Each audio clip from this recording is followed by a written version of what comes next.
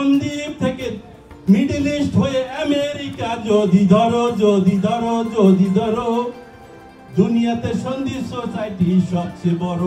সবার একটা মিলন মেলা, সবাই একত্রিত হইতে পারতেছে এবং একত্রিত হওয়ার পরে যে আপনাদের নেক্সট জেনারেশন তারা দেখতেছে যে আমরা আমাদের কালচার।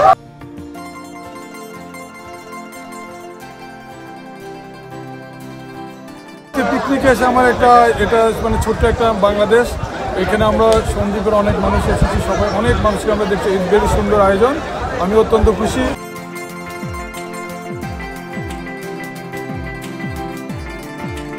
এখানে এত সুশৃঙ্খলভাবে আয়োজনটা করা হয় এবং আমি সব পিকনিকে গেলে এই পিকনিক মিস দিই না। আমাদের সন্দ্বীপবাসীর জন্য আজকে একটা ঈদের মতন অনেক খুশি লাগতেছে। এখানে আজকে আয়োজন দেখে সত্যিকারে কি বলবো, আমি এত বেশি আবেগ আপ্লুত হয়েছি যে এত সুন্দর প্রোগ্রাম সন্দ্বীপ সোসাইটি প্রতি বছর নেয়, এবারও করেছেন।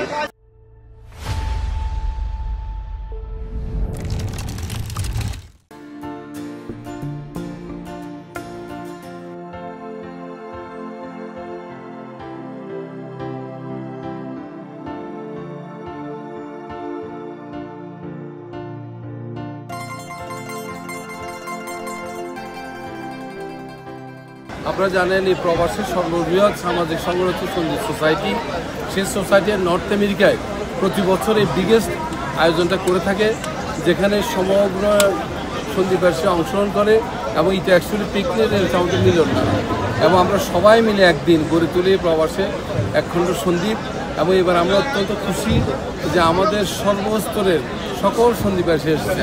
সবার কাছে একটাই অনুরোধ, হয়তো কার্যকরী আসবে যাবে, কিন্তু সোসাইটি সারা জীবনই থাকবে, সোসাইটির সামাজিক কর্মকাণ্ড করে সেগুলি যেন সারা জীবন অব্যাহত থাকে।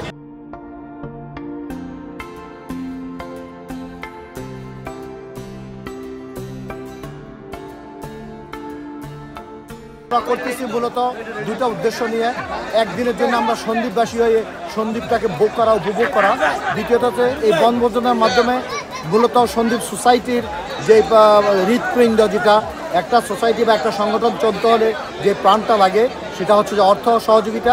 আমরা এর মাধ্যমে অর্থ সহযোগিতা আমরা গ্রহণ করে থাকি।